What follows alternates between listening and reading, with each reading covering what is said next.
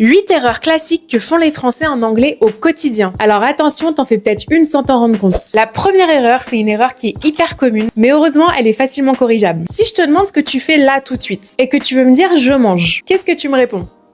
La plupart des Français disent « I eat ». Mais c'est une erreur. En français, quand tu veux exprimer ce que tu es en train de faire là tout de suite, tu as deux manières possibles. Par exemple, si tu manges, tu peux soit dire « je mange », soit « je suis en train de manger ». Mais en anglais, il n'y a qu'une seule manière possible d'exprimer ce que tu fais là tout de suite. C'est « je suis en train de manger ». Il n'y a que ça. Tu peux pas juste dire « je mange », tu dois dire « je suis en train de manger ». Donc ça se traduit par « I'm eating » et non pas « I eat ». C'est la fameuse forme avec le ing à la fin. Donc je sais ce que tu es en train de te dire. Ouais, bon, ça va, si on me demande ce que je suis en train de faire et que je réponds I eat, c'est pas si grave que ça. Mais si, ça l'est, parce que c'est comme si tu répondais j'ai l'habitude de manger au lieu de je mange. Donc tu réponds pas à la question en fait. Donc en anglais, il y a un présent pour exprimer ce que tu fais là tout de suite, c'est la forme avec le ing à la fin, et un présent pour exprimer une habitude que t'as. Et il faut pas les mélanger. Donc je suis en train de manger, I'm eating, mais pour dire le lundi je mange à 11h, on Mondays I eat at 11. La deuxième erreur qui est hyper commune chez les Français, c'est de pas utiliser le mot do or does quand ils posent une question. Par exemple, pour demander est-ce que tu veux manger, certains Français traduisent par you want to eat. En anglais, c'est incorrect. Tu peux pas traduire littéralement tu veux manger comme ça. Donc est-ce que tu veux manger? Do you want to eat? En fait, le mot do dans ce contexte, ça veut surtout dire est-ce que. Autre exemple, est-ce que t'aimes le café? Do you like coffee? Où est-ce que tu veux aller? Where do you want to go? Tu places le mot do juste avant le pronom. Et on l'utilise pour toutes les personnes, sauf pour la troisième personne du singulier où on utilise le mot does. Par exemple, est-ce qu'il veut manger? Does he want to eat? Est-ce qu'elle veut y aller? Does she want to go? Combien est-ce que ça coûte? How much does it cost? Mais il faut savoir qu'il y a des questions en anglais où on n'a pas besoin de do or does. Si c'est des questions avec les verbes être, avoir ou pouvoir, pas besoin de do. Par exemple, pour dire est-il prêt? Is he ready? Autre exemple, puis-je y aller? Can I go? L'as-tu vu? Have you seen him? Là, on a le verbe avoir, donc pas besoin de do.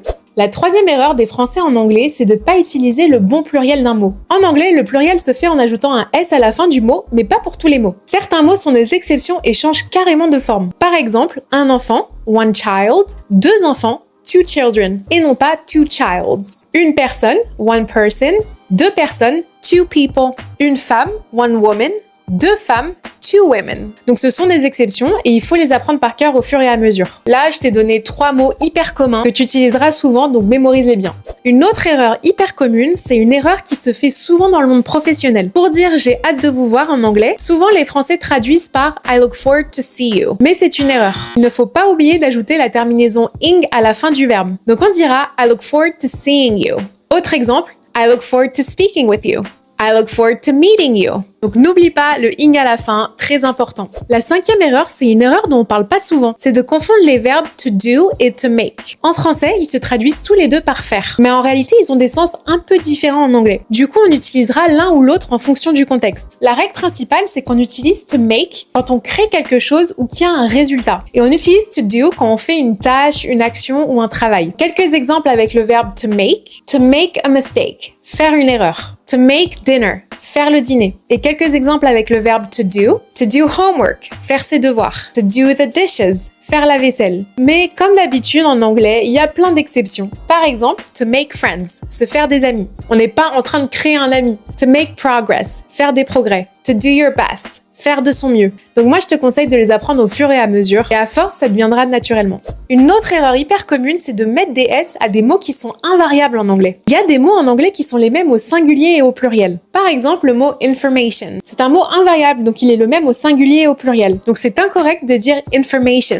Pareil pour le mot advice, conseil. On ne peut pas dire advices. Donc si tu veux dire il m'a donné des conseils, tu peux dire he gave me some advice. Pour dire il m'a donné un conseil, tu peux aussi dire he gave me some advice ou bien he gave me a piece of advice. Mais dans les deux cas, au singulier et au pluriel, le mot reste le même. Donc il y a quelques mots comme ça à connaître: information, advice, furniture. Faut juste les apprendre au fur et à mesure. À savoir aussi que comme le mot est invariable et qu'il n'y a pas de S, on utilise la troisième personne du singulier. Par exemple, les meubles étaient chers. The furniture was expensive. Donc troisième personne du singulier, même si en soi on parle de plusieurs meubles. Maintenant, il y a une chose en anglais qui est inévitable, mais c'est le cas dans toutes les langues en vrai, c'est que tu vas avoir des mots en anglais qui ressemblent à des mots en français, mais qui ont un sens complètement différent. C'est ce qu'on appelle des faux amis. Par exemple, le mot furniture. Il ressemble au mot fourniture en français, mais ça veut pas dire fourniture. Ça veut dire meuble. Par exemple, on a acheté nos meubles chez Ikea. We bought our furniture at Ikea.